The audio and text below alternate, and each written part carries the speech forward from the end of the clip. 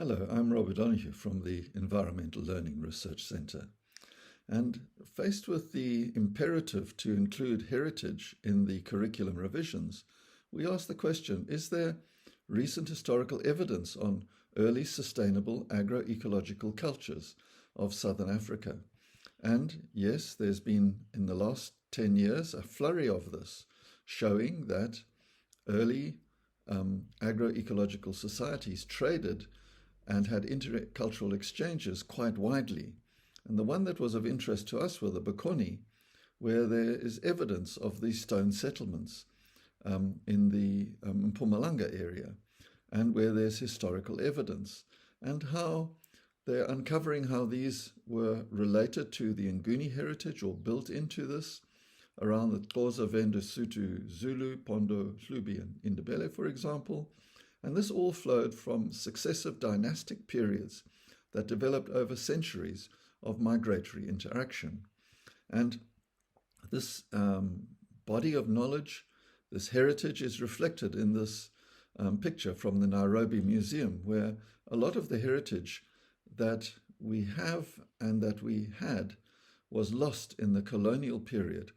where the colonial narrative dominated. And now this is being rewritten, and we're able to see dynastic migrations and historical records around the Bokoni from 800 AD through to 1200 AD, and now reaching into the current period, where their tracking of the seasonal movement of the sun, bringing the summer rains, was an important cultural capability, and where the village households were the foundation for an expansive process of taming the land, where people gathered imifino, they hunted, they used fire, and they expanded the grazing through this taming of the land to produce agroecological cultural landscapes. And here the knowledge practices circulated, expanded, and receded with change. Knowledge enabled people to develop local knowledges, learning, and change,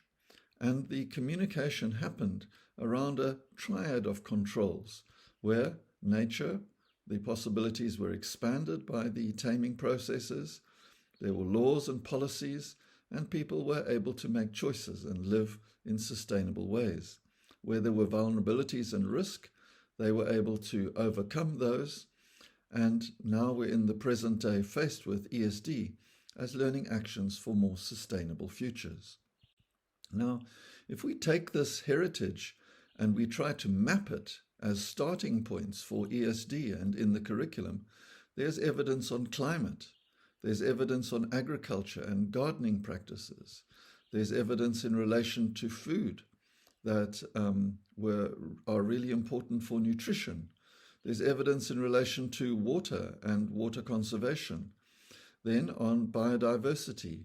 and also on the marine ecosystems. So there's a rich heritage that goes beyond living heritage to past African heritage. And